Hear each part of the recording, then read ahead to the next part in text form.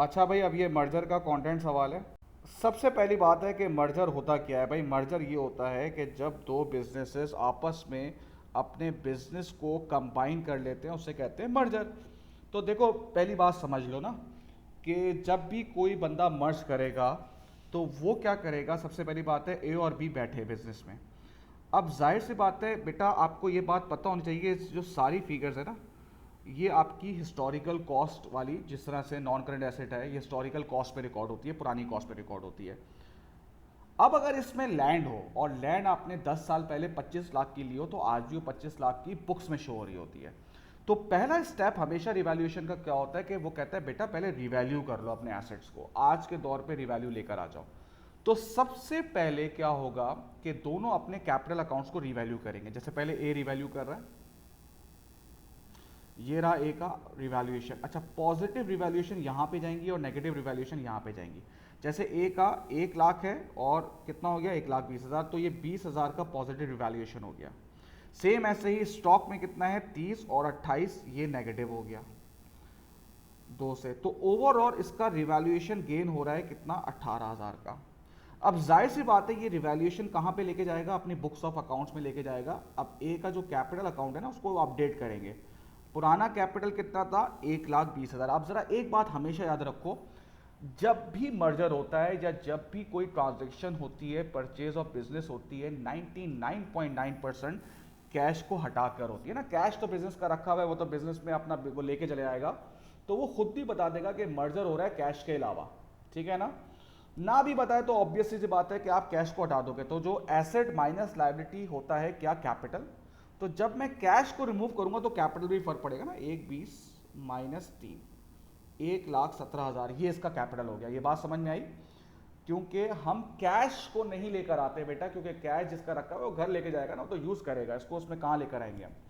तो इसने कहा अब हमारा कैपिटल कितना है, 1,17,000। अब गेन कितना आ रहा है, 18,000, करेक्ट। और गुडविल कितनी आ रही है, एक की 20,000। देखें ना, जाहिर सी बात है अपनी अपनी गुडविल भी लेकर आ रहे हैं लोग। तो अब आप देखें, इसको टोटल करेंगे तो कितना आ रहा है, 117 प्लस 18 प्लस 20। इसका मतलब क्या है, जो ट्रांसफर हो रहा है ना कैपिटल अकाउंट में, वो आ रहा है 155। अब जरा देख लो इसकी लॉजिक देखो। कैपिटल कितना था, 1,20,000। आप बोलोगे सर 1,20,000 था तो 1,20,000 ट्रांसफर होना चाहिए। मैं रुक जाओ बेटा, 1,20,000 पुराना था, हमने पहले इसको अपडेट किया, इसमें रिवैल्यूएशन का इफेक्ट लेकर आए, इसमें गुडविल का इफेक्ट लेकर आए। अब 1,20,000 से इसका कैपिटल कितना बन गया, 1,55,000। अब बिल्कुल ऐसे ही होगा बी का। बी की सबसे पहले रिवैल्यूएशन पॉजिटिव यहां पर आएगी, नेगेटिव यहां पर आएगी। अब बी का जो पहला है वो नेगेटिव है। नॉन करंट एसेट कितने से नेगेटिव है, 5,000 से। और स्टॉक भी नेगेटिव है, कितने से, 1,000 से। तो इसका मतलब है ये रिवैल्यूएशन लॉस हो गया जो अब ट्रांसफर होगा। तो अब बी का कैपिटल अकाउंट बनाते हैं भाई। कितना है बी का कैपिटल अकाउंट, पहले देखें 85। लेकिन ऑब्वियसली बात है कैश ट्रांसफर नहीं होगा, तो 85 में से 80 जो है वो ट्रांसफर हो गया। फिर लॉस कितना है, लॉस है 6। गुडविल कितनी है, गुडविल कितनी है बेटा कैपिटल अकाउंट में, 10। तो 80, 90 और ये आ जाएगा आपका 84। ये जो है वो ट्रांसफर हो रहा है किसमें, कैपिटल अकाउंट में। ये रहे कैपिटल अकाउंट पार्टनर के ए और बी। अब ए का कितना ट्रांसफर हो रहा है बेटा, 155, और बी का कितना ट्रांसफर हो रहा है, 84। अब हमेशा वो, आपको पता है इस तरह के सवाल में वो कहता है कि गुडविल जो है वो रिटेन नहीं होगी, क्योंकि गुडविल को आप फौरन से राइट ऑफ कर दोगे। गुडविल जाहिर सी बात है, जब कोई चेंजेस हो रही होती हैं, चेंजेस को इनकॉर्पोरेट करने के लिए हम गुडविल लेकर आते हैं, उसको फौरन से राइट ऑफ कर देते हैं। ठीक है। अब जब राइट ऑफ होगी ना बेटा, तो वो कंबाइन होगी। राइट ऑफ होगी तो कंबाइन होगी, क्योंकि अब मर्ज हो चुके हैं, देखें दोनों के कैपिटल आ चुके हैं।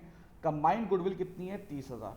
अब वैसे तो आपको वो रेशो देगा, लेकिन यहां पे मैं कह रहा हूं कि आप उसको इक्वली डिवाइड कर दें, तो कितना हो जाएगा भाई, 15,000 और 15,000। अब ये चीज देखें, ये वाला, each partner either invest or withdraw to achieve a balance of 1,00,000। इन्होंने कहा कि भाई हम एक काम ये करें ना, हम इक्वल कर रहे हैं ना, ठीक है ना, इन्होंने कहा हम इक्वल इक्वल डिवाइड कर रहे हैं ना हर चीज को। तो एक काम ये करते हैं, दोनों का कैपिटल बैलेंस को 1,00,000 कर देते हैं। जिसने 1,00,000 से ज्यादा इन्वेस्ट किया है वो पैसा वापस ले लो, जिसने 1,00,000 से कम इन्वेस्ट किया है तो वो पैसा डाल दे, ताकि दोनों की इन्वेस्टमेंट इक्वल हो और हम इक्वल इक्वल शेयर डिवाइड करें। ठीक है भाई। तो ये सी डी दोनों का लाजमी आना चाहिए 1,00,000। अब सबसे पहले 1 लाख सबसे पहले देखें उसका कितना है, 155 है, 155 में से 15 गुडविल हो गया, 140 लगा हुआ है इसका, और इसको चाहिए क्या, तो 155 में से -15 कितना हो गया, 140 हो गया। क्लोजिंग बैलेंस कितना आना चाहिए, 1 लाख। इसका मतलब है भाई इसको हम वापस करेंगे, कितना वापस करेंगे, 40,000, कि भाई 40,000 वापस ले लो क्योंकि तुम्हारी इन्वेस्टमेंट ज़्यादा हो रही थी। अब दूसरे की बात करते हैं, बी का कितना है, 84 -15 69 आ रहा है। इसको कितना करना है, इसको करना है 1 लाख। अब ये जो है पैसा डालेगा, ये पैसा बेटा डालेगा, और कितना पैसा डालेगा, ये डालेगा आपका 31,000। इस तरीके से क्या हो जाएगा, ये आपका मर्जर हो गया। अब दोनों की बैलेंस शीट बहुत ईजी है, दोनों को कंबाइन करके आप बना लोगे तो आपका सवाल बैलेंस हो जाएगा। ठीक है बेटा।